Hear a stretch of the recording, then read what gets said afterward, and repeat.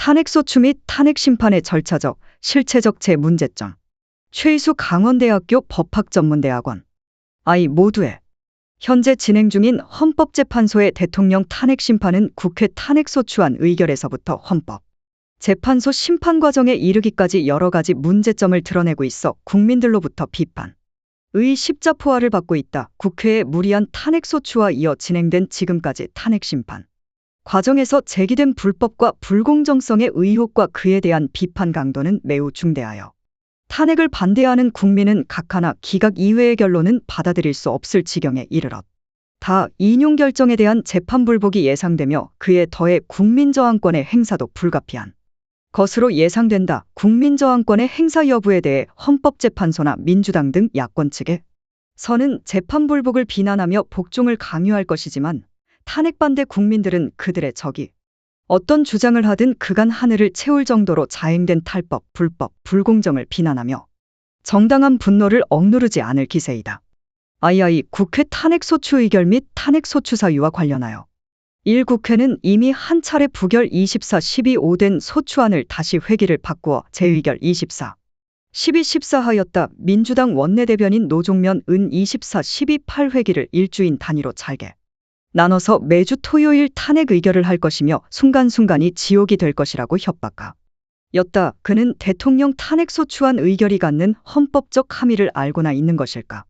대통령은 전체로서의 국민에 의해 선출되므로 마찬가지로 지역구선거에 의해 선출되는 국회의원이나 지역 단위로 선출되는 지방자치단체장과는 비교될 수 없는 제1의 민주적 정당성을 갖추고 있다. 대통령에게 헌법의 수호자이자 대외적 국가대표권과 헌법기관 구성권 및 국군 통수권을 행사할 수 있는 국가원수로서의 지위가 부여되는 이유도 거기에 있다. 대통령에 대한 탄핵소추안이 국회에서 한번 부결되더라도 매주 회기를 달리해 재표결을 반복함으로써 대통령이 속한 여당에게 지옥과 같은 경험을 맛보게 하는 것이 헌법적으로 허용되어 있다고 주장은 사실 헌법적 무지함의 소치라 아니할 수 없다. 결론적으로 일단 한번 대통령 탄핵소추안이 부결되면 더 이상 동일한 사유로 재표결하는 것이 헌법적으로 허용되지 않는 것이라고 보아야 한다. 물론 새로운 탄핵 사유가 존재할 경우에는 다시 탄핵을 시도할 수 있다. 부결된 1차 탄핵안과 2차 탄핵안의 내용을 비교하면 2차 탄핵안이 새로운 탄핵 사유에 기초한 것으로 볼 수 없다. 1. 그러므로 2차 탄핵안의 가결은 위헌적 행위라고 보아 1. 야 한다. 이것은 대통령 아닌 다른 공직자에 대한 탄핵소추의 경우에도 마찬가지라 할 것이다. 따라서 이미 1차 탄핵안이 기각된 후 회기를 바꾸어 내용적으로 동일성의 변화가 없는 2차 탄핵안의 재의결의 기초에 진행되고 있는 현재의 대통령 탄핵 심판은 마땅히 각하되어야 할 것이다. 이러한 결론은 국회법 제92조의 1사부제의 규정과 배치되지 않는데 그러한 결과는 헌법상 탄핵제도가 갖는 본질과 기능, 권력 분리벌리 및 권력남 용금지라는 헌법적 제 요청으로부터 직접 도출되는 결론이기 때문이다.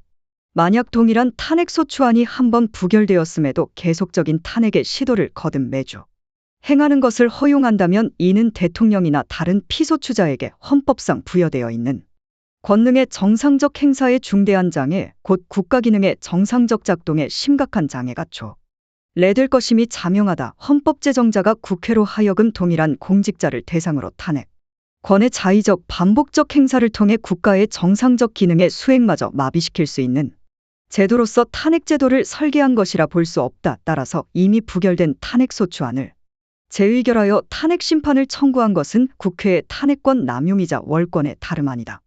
이 국회는 탄핵소추안에서 탄핵사유로 주장했던 내란죄를 헌법재판소 심판 과정에서 철회하였다. 여러 비판적 의견들이 지적하는 것처럼 탄핵소추 사유의 대부분을 차지하는 내란죄 부분이 철회되었으므로 심판 대상의 동일성 원칙이 파괴되었다. 헌법재판소는 이미 박근혜 대통령 탄핵 사건에서 국회가 탄핵심판을 청구한 뒤 별도의 의결 절차 없이 소추사유를 추가하거나 기존의 소추사유와 동일성이 인정되지 않는 정도로 소추사유를 변경하는 것은 허용되지 아니한다. 고 명확하게 판사한 바 있다. 이 사건의 경우에는 후자 즉 소추사유의 동일성을 인정할 수 없을 정도의 소추사유 변경에 해당하는 바 대통령 변호인단도 2025-17 소추사유의 대부분 80%에 하는 내란죄 주장이 철회된 것이라 주장한 바 있다. 소추 사유의 동일성 원칙은 국회의 탄핵 소추 의결을 통해 드러난 표결차며 의원의 의사가 왜곡되는 것을 방지하기 위한 것이다. 그런 맥락에서 이미 안철수 의원 등도 내란 죄 철회의 경우 재표결이 필요함을 촉구한 바 있다. 그러한 주장 내지 상식적 판단에 비추어 보더라도 내란죄가 배제되고 남은 부분만으로도 탄핵에 찬성하였으리라고 해. 상대는 여당 의원들의 수가 204명보다 더 적었을 것임은 쉽게 예상할 수 있고 양심 있는 야당 의원이 존재했을 가능성도 배제할 수 없을 것이다. 그런 점에서 내란죄 1차 탄핵안의 일부가 빠졌으며 추가된 부분도 12.3 비상계엄을 통해 위반하였다고 주장하는 형법조 문의 추가 및 비상계엄을 통해 시도된 새로운 행위 유형의 주장에 그치고 있어 12.3 비상계엄이 탄핵 사유라는 점에서 동일성을 유지하고 있다. 이 헌재 2017 30 2016헌 나일 2. 배제는 곧 사기 탄핵이라는 등식이 성립될 수 있다. 그런데도 헌법재판소는 국회 측에 내란죄 철회 의사를 수용함으로써 결과적으로 사기 탄핵에 동조하는 공범 노릇을 짰죠. 하고 있다. 일국의 최고 헌법재판기관으로서 참으로 부끄러운 모습이다. 헌법재판소는 동일성 원칙을 엄격히 적용하여 이 사건을 부적법 각하함이 마땅하다. 법리를 왜곡시키는 결과를 단호히 배척하고 지금이라도 올바른 결론을 도출함으로써 헌법재판소가 반국가 세력의 척결을 방해하는 가담 세력이 아니라는 점을 국민에게 확 인식할 것을 경고한다. 아니면 지금이라도 변론을 재개하여 내란죄 성립 여부를 판단하라. 3. 계엄사령관이 발령한 계엄포고령 제1호 제1항3은 국회를 상대로 한 일체의 정치 활동을 금지하는 내용을 담고 있다. 제1항의 문헌 해석에는 논란이 있을 수 있지만 비상계엄 선포 이후 계엄군 투입과 국회에 해제 요구한 가결, 그에 이은 계엄군 철수, 대통령의 계엄해제 선언에 이르는 전체 과정을 살펴보면 포고령 제1항을 통해 달성하고자 한 비상계엄의 목적이 헌법 제77조 제5항의 계엄해제 요구권 행사라는 국회고 유권안을 침해하고자 하였던 것이 아니었음을 분명하게 알 수 있다. 이것은 변론 과정을 통해 드러난 실체적 진실의 단면들에 비추어 넉넉히 도출될 수 있는 결론이다. 4. 비상계엄이 그러한 의도를 가진 것이 아니었기에 현실에서도 2시간 30분 만에 계엄해제 결의안이 가결될 수 있었던 것이다. 헌법재판소의 변론을 통해 확 3. 계엄사령부 포고령 제1호의 내용은 다음과 같다. 자유대한민국 내부에 암약하고 있는 반국가 세력의 대한민국 체제전복 위협으로부터 자유민주주의를 수호하고 국민의 안전을 지키기 위해 2024년 12월 3일 23시 00분부로 대한민국 전역에 다음 사항을 고합니다. 1. 국회와 지방의회, 정당의 활동과 정치적 결사, 집회, 시위 등 일체의 정치활동을 금한다. 2. 자유민주주의 체제를 부정하거나 전복을 기도하는 일체의 행위를 금하고 가짜뉴스, 여론조작, 허위선동을 금한다. 3. 모든 언론과 출판은 계엄사의 통제를 받는다. 4. 사회혼란을 조장하는 파업, 태업, 집회행위를 금한다. 5. 전공의를 비롯하여 파업 중이거나 의료 현장을 이탈한 모든 의료인은 48시간 내 본업에 복귀하여 충실히 근무하고 위반 시는 계엄법에 의해 처단한다. 6. 반국가 세력 등 체제 전복 세력을 제외한 선량한 일반 국민들은 일상생활의 불편을 최소화할 수 있도록 조치한다. 이상의 포고령 위반자에 대해서는 대한민국 계엄법 제9조 계엄사령관 특별조치권에 의하여 영장업, 이체포, 구금, 압수수색을 할 수 있으며 계엄법 제14조 벌칙에 의하여 처단한다. 2024.12 3화 계엄사령관 육군대장 박안수 4. 예컨대 계엄선포가 평일이었던 점, 계엄선포가 굳이 새벽 시간을 피해 이루어진 점, 국회 본관에 투입된 병력이 겨우 15명이었던 점 등 정황 증거들 뿐만 아니라 본회의장에 입장한 국회의원들을 끌어내 라는 대통령의 지시가 사실과 다르다는 것을 방증하는 다수 군 관계자들의 증언, 진실성이 의심되는 곽종근, 홍장원 등 증인들의 신뢰하기 어려운 증언이나 그 번복, 코미디 같이 다양하게 존재하는 러버전의 유력 정치인 등에 대한 체포 명단들 곽종근의 진술 번복, 홍장원의 CCTV로 확인된 거짓 증언 등 증거 조작, 부정 메모, 헌재는 홍장원 메모에 대한 필적 감정도 거부하였다. 새롭게 확인되고 있는 회유와 협박의 증거들 등 국회의 기능을 마비시키고 그로써 계엄해제 요구권 행사를 불가능하게 하고 나 정치적 반대자들을 제거하고자 하는 목적에 따라 계엄행위가 실행된 것이라 보기에는 상식적으로 납득할 수 없는 다수의 반증 자료들이 이미 변론 과정을 통해 확인된 바 있다. 3. 인된 것처럼 국회의 의결을 막기 위한 그 어떤 적극적 방해 조치도 취해진 바 없다. 바로 이 점이 포고령 제1호 제1항을 해석하는 데 고려되어야 한다. 대법원은 이미 1985-57의 비상계엄 확대 조치의 내란죄 성립과 관련하여 국헌문 란의 목적은 외부적으로 드러난 행위와 그 행위에 이르게 된 경위 및 그 행위의 결과 등을 종합하여 판단하여야 한다고 판시효한 바 있는데, 이러한 실질적 판단 기준은 계엄 포고령 제1호 제1항의 해석에도 고려되어야 한다. 포고령의 문헌과 달리 12.3b 상계엄의 실제 과정을 재구성해보면 계엄 해제 요구안에 대한 국회 의결 저지라는 목적 이나 의도가 없었다고 봄이 합리적이다. 포고령 제1호 제3항의 내용과 실제를 비교 검토해보면 이를 좀 더 분명하게 알 수 있다. 제3항은 모든 언론과 출판에 대해서 계엄사의 통제를 받도록 하고 있으나 실제로 계엄군이 투입된 곳은 국회와 선관위뿐이었고, 애초에 방송국이나 신문사에게 엄군을 투입하려 한 징후는 전혀 없다. 통상의 비상계엄이 최우선적으로 언론기관의 통제로부터 시작되는 것임을 고려할 때 제3항이 존재함에도 불구하고 언론기관의 장악을 위한 시도가 아예 행해지지 않았다는 것은 납득하기 어렵다. 이것은 대통령 주장, 즉 12.3 비상계엄이 반국가 세력의 척결 필요성을 국민에게 환기시키는 경고성 계엄이었다는 주장이 실체적 진실에 부합하는 것임을 보여준다. 보고 영의 문헌과 달리 12.3 비상계엄은 국회의 고유한 권한 행사를 방해하거나 언론기관을 장악할 의도가 처음부터 존재하지 않았다고 보는 것이 합리적 추론일 것이다. 권력의 정상에 있는 대통령이 굳이 비상계엄을 통해 그 어떤 권력을 찬탈해야 할 필요성을 인정하기 어렵다는 점과 계엄군의 국회 진입 과정에서 그 어떤 사상자도 발생하지 않았다는 점도 그러한 추론을 뒷받침한다. 결론적으로 헌법재판소는 앞서 본 일 이의 사유에 따라 부적법각하 결정을 내릴 것이 아니라면 직전 고찰에서 본 것처럼 포고령 제1호 제1항의 문헌에 얽매일 것이 아니라 12.3 비상계엄의 실질적 의도와 실제로 현실화되었던 계엄 실행 행위를 기초로 삼아야 할 것이다. 그렇다면 헌법재판소로서는 기각결정을 내리는 것이 마땅하다. 엄의 실행 과정에 다소간의 헌법 또는 법률에 위반되는 점이 설령 존재할 수 있다 할지라도 국민이 선출한 대통령의 파면을 정당화할 정도로 중대한 법위반성을 인정할 정도는 아니다.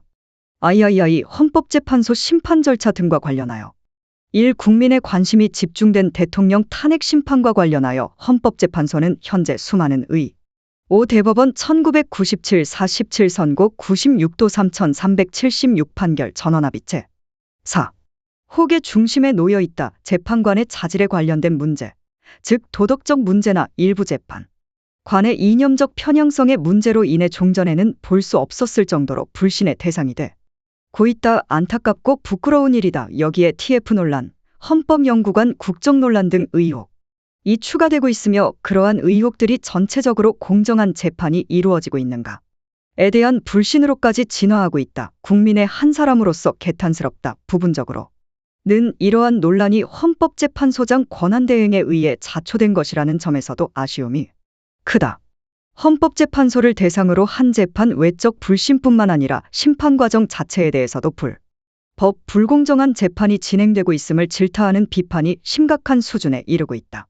대통령 탄핵 심판 과정이 어떤 지점들에서 불공정성을 띠고 있는가에 대해서는 이미 다양한 각도에서 지적된 바 있다. 예컨대 변론기일의 일방적 지정, 공판 중심주의, 규정한 형사소송법 위반, 헌재법 제32조가 명문으로 금지하는 수사기록 송부, 증인신 문 참여권 박탈 등이 지적되고 있으며, 다른 탄핵 사건들에서 헌법재판소가 선입선출 원칙을 무시하고 있는 점에서도 탄핵 심판의 불공정성에 대한 우려를 심화시키고 있다.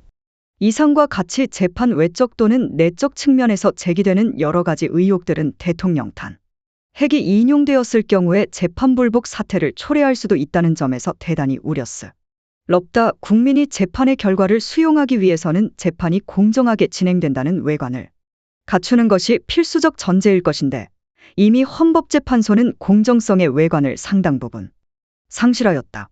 이 앞서 언급한 내용들 외에 특히 심각한 것으로 평가하지 않을 수 없는 불공정성사. 레는 비상계엄의 핵심 사유에 해당하는 부정선거 검증을 위한 증거조사가 배제되었다. 는 점이다. 탄핵소추 이후 국민들의 이른바 각성 내지 계몽의 대상이 된 종중종북의 반국가 세력에 의한 주권 침탈 행위가 심각한 지경에 이르고 있음은 주지의 사실이 고 그중 대표적인 것이 중국이나 북한의 하이브리드 전쟁을 통한 선거 개입 우려일 것이다. 그럼에도 헌법재판소는 지난 1.3일 대통령 측의 부정선거 규명을 위한 투표자 수검 증신청을 기각하였다. 대통령이 비상계엄을 선포하고 투입한 계엄군의 절반 이상이 선거관리위원회를 대상으로 한 것이었다. 지난해 12.1위의 2차 담화를 통해 밝힌 바와 같이 대통령이 비상계엄을 선포한 것은 줄탄핵과 예산농단 등 거대 야당의 입법독 제에 대처하기 위함이 그 하나여 또 다른 하나는 부정선거에 대한 검증이었다. 부정선거를 일관되게 부정하는 종전의 대법원의 확고한 입장 때문에 우회적 방법인 5. 비상계엄을 통하여 서브 검증에 나서고자 한 것이 비상계엄의 또 다른 목적이었음을 대통령이 분명하게 밝히고 있는 마당에 헌법재판소로서는 12.3 비상계엄의 헌법적 정당성 여부를 확인하기 위해 부정선거에 대한 검증에 나서는 것이 마땅한 책무일 것.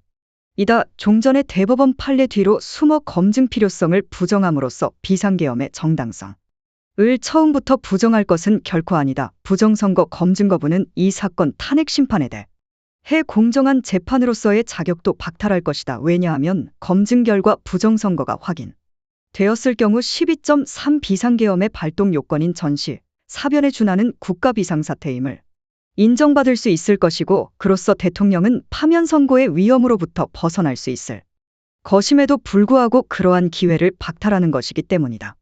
헌법재판소가 검증을 거부한 사유가 무엇이든 결과적으로 부정선거 규명에 유력한 수단인 투표자 수 검증 신청을 배제한 채 이루어지는 탄핵 인용 결정은 부정선거의 의혹을 가진 국민들 입장에서는 결코 받아들일 수 없을 것이라는 점도 지적하고자 한다. 그로 인해 어쩌면 국민저항권의 행사가 현실화될 것이며 그 경우 3.15 부정선거에 따른 4.19 혁명에 비견되는 상황이 전개될 수도 있을 것이다. 3. 헌법재판소가 각하나 기각이라는 재판 결과를 도출한다면 혼란은 발생하지 않을 것이다. 하지만 두 건의 권한쟁 의사건에 대한 헌법재판소의 최근 결정은 매우 우려스럽다. 1. 국회에 의해 헌법재판관으로 선출된 40여에 대한 대통령 권한대행의 국회 선출 재판관 임명부작위 사건에서 헌법재판소는 권한대행의 임명부작위가 청구인 국회에 헌법재판소 재판관 선출을 통한 헌법재판소 구성권을 침해한다고 보아 권한침해를 확인하는 결정을 내렸다. 6. 이 결정에 대해서는 재판관 임명권은 대통령에게 있기 때문 7. 국회의 헌법재판소 구성권에 대한 침해라는 논리는 성립할 수 없고 그런 점에서 헌법재판소가 헌법을 자의적으로 해석한다는 원칙적 비판이 제기되고 있다. 어쨌든 이 결정에 따라 정치권에서는 권한대행에 대해 재판관 임명을 촉구하는 압박이 거세다. 이 결정의 법적 의미가 권한침해를 확인하는 것에 그치고 권한대행이 반드시 임명해야 할 의무를 지는 것은 아니라는 점에서 임명 여부를 단정할 수 없으나 임명이 이루어질 경우 이념적 편향성으로 인해 탄핵 인용의 가능성도 높아진다는 점에서 우려스럽다. 6. 헌재 2025-227 2025월 4일 7가령 선출 후 피선출자에게 도덕적 기타 다른 이유에 기인하는 중대한 하자가 사후적으로 발견될 수도 있다. 따라서 대통령이 국회에서 선출하는 자를 재판관으로 임명한다는 규정 헌법 제111조 2항 3 항의 의미는 국회에서 선출한 선출자를 예외 없이 반드시 재판관으로 임명하여야 한다는 것으로 해석될 수 없다. 그렇게 보지 않으면 재판관은 대통령이 임명한다는 규정의 취지가 훼손될 수 있다. 6. 이 사건의 경우 법리적으로 부적법 각하가 논리적임에도 본안 판단이 이루어지고 또 전원일치의 인용 결정에 이르렀다는 점에서 매우 유감스러운 결정이다. 국회의 재판관 선출행위인 의결과 국회가 자기 권한으로서 권한쟁 의심판 청구를 위한 의결은 엄격히 구분되는 것이다. 이 결정에서 3인 소수 의견은 같은 취지에서 별도의 본회의 의결이 필요한 것으로 보았는데 그러면서도 소급표를 갖는 국회의 사후적 추인을 긍정하였다. 그에 따라 8인 재판관 전원일치의 의견으로 권한대행의 임명부작위로 인한 국회 권한침해가 인용되었다. 그러나 국회의 사후적 추인행위인 재판관 임명촉 구결위안은 권한쟁 의심판 청구를 위. 한 의결과는 내용과 형식을 달리하는 것이므로 양자를 동일시하여 같은 법적 효과를 부여하는 소수 의견 역시 동의하기 어렵다. 어쨌든 이 결정으로 마은혁 재판관의 임명. 이 있을 경우 대통령 탄핵 심판의 인용 가능성도 높아지게 된 것은 부정할 수 없다.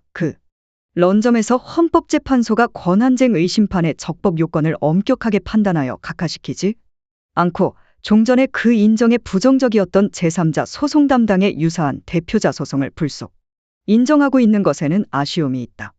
이 또 하나의 사건은 재판관 8인의 일치된 의견으로 감사원이 중앙선거관리위원회에 대하여 실시한 선거관리위원회 채용 등 인력관리 실태에 관한 직무감찰이 헌법 및 선거관리위원회법에 의하여 부여받은 중앙선거관리위원회의 독립적인 업무 수행에 관한 권한을 침해한 것이라고 확인한 결정이다. 8. 이 결정에서 헌법재판소는 선거관리가 그 사무의 성격상 행정작용에 해당한다는 사실을 인정하면서도 감사원이 독립된 헌법기관이라는 점을 강조하고 그에 따라 헌법 제97조 9가 정한 감사원의 직무감찰 대상인 행정기관 및 공무원의 중앙선관위와 그 소속 공무원은 포함되지 않는 것으로 본다. 같은 맥락에서 감사원법 제24조 10 제3항에 대해서도 이를 예시적 확인적 규정으로 해석하여 중앙선관위를 직무감찰 제외 대상으로 명시하지 않았다고 하더라도 중앙선관위가 감사원의 직무감찰 대상에 포함되지 않는다는 결론에는 아무런 차이가 없다고 한다. 이러한 해석에는 결코 동의할 수 없다. 헌법재판소도 인정하듯이 선거관리사무는 정사무임이 분명하고 따라서 중앙선관위는 선거관리를 담당하는 성질상 행정기관에 해당하며 중앙선관위가 헌법상 독립기관으로 설정되어 있다 할지라도 그것만으로 정기관으로서의 성격에 어떤 질적 변화가 초래되는 것도 아니다. 이러한 점을 고려하 8. 헌재 2025-227 2023월 라오 9. 헌법 제97조 국가의 세입세 출의 결산, 국가 및 법률이 정한 단체의 회계검사와 행정기관 및 공무원의 직무에 관한 감찰을 하기 위하여 대통령 소속하에 감사원을 둔다. 10. 감사원법 제24조 감찰사항 감사원은 다음 각 호의 사항을 감찰한다. 1. 정부조직법 및 그 밖의 법률에 따라 설치된 행정기관의 사무와 그에 소속한 공무원의 직무. 제1항의 공무원에는 국회 법원 및 헌법재판소에 소속한 공무원은 제외한다. 7. 여 헌법 제97조는 행정기관 일반에 대한 직무감찰권을 감사원에 부여하고 있는 것이 또 그러한 취지를 반영하여 감사원법 제24조 제3항은 입법기관인 국회와 사법기관인 법원과 헌법재판소를 직무감찰의 대상으로부터 배제하고 있는 것이다. 헌법재판소는 헌법과 감사원법으로 이루어지는 행정기관 직무감찰 체계를 무시하고 헌법을 왜곡하는 해석을 자행하고 있으며 심지어 감사원법 제24조 제3항에 대해서도 합헌적 법률 해석을 빙자하여 사실상의 입법, 즉 법률 개정을 단행하고 있다. 이상과 같은 해석이 반드시 이 시점에 필요한 것인지도 의문이다. 감사원의 직무감찰을 통해 밝혀진 선관위의 엄청난 부패를 독자적인 감찰작용으로 방지할 수 있을 것으로 보기는 어렵다. 헌법재판소는 감사원의 직무감찰이 선거관리의 공정성과 중립성에 대한 국민의 신뢰가 훼손될 것처럼 국민을 호도하고 있으나 헌법상 독립기관인 중앙선관위는 조직 구성의 독립성과 업무 수행의 독자성 및 그와 관련된 독자적 규칙 재정권도 가지고 있으므로 감사원의 직무감찰이 선거관리의 공정성과 중립성을 해칠 가능성을 운운하는 것은 합리적이지도 않다. 이 결정은 일방적으로 중앙선관위만 편드는 결정이며 대법원이나 헌법재판소가 중앙선관위가 한몸이라는 것을 보여주는 또 하나의 사례의 다름 아니다. 중앙선관위와 대법원이 부정선거를 부정하고 그 선상에서 헌법재판소가 부정선거를 밝힐 수 있는 핵심적 수단인 투표자 수 검증 신청을 기각하는 것과 같은 맥락에 있다. 한마디로 중앙선관위와 대법원, 헌법재판소는 한통속인 것이다. 이런 불공정한 상황에서 헌법재판소에 의해 탄핵 인용 결정이 내려질 경우 과연 누가 승복할 수 있겠는가? IV 말미에 1위에서 설명한 것처럼 헌법재판소가 대통령 탄핵 심판을 각하해 주는 것이 가장 바람직하고 또 법리적으로도 타당한 것으로 보인다. 각하나 아니더라도 기각 결정이 내려진다면 다소 아쉽지만 그 또한 받아들일 수 있을 것이다. 이 반대로 탄핵 인용 결정이 내려진다면 그 파장은 상상을 초월할 것이다. 비상계엄 2. 후 탄핵 소추가 이루어지고 또 탄핵 심판이 진행되는 과정에서 자유민주주의 수호와 부정선거 척결에 대한 국민의 의지, 종중종북의 반국가 세력에 의한 주권 침탈에 대해 한 국민의 위기의식은 정점을 찍고 있다. 선관위를 포함하여 경찰, 공수처, 검찰, 대법원과 헌법재판소에 이르는 권력 카르텔의 견고함에 대해 국민들의 눈이 깨어 나고 있다. 필자는 이러한 카르텔의 정점에 대법원과 헌법재판소가 위치하고 있다고 진단한다. 대법원이든 헌법재판소든 그 상당 부분에서 반국가 세력이 포진하고 있다. 이런 상. 8. 황에서 헌법재판소에서 탄핵이 인용될 경우 국민의 분노는 마침내 임계점을 돌파할 것이다. 그럴 경우에 행사될 국민저항권의 모습도 지금까지 광장에서 구호를 외치는 수준을 벗어나 실력을 통한 저항권 행사로 진화될 것이다. 그래서 우려스럽다는 것이다. 어느 노학자는 헌법재판소를 두고 가루가 될 것이라고 하였다. 부디 헌법재판소는 국민의 의사를 다양하게 듣고 진정한 국민의 의사가 어디에 있는가를 끊임없이 점검하고 수렴해 나가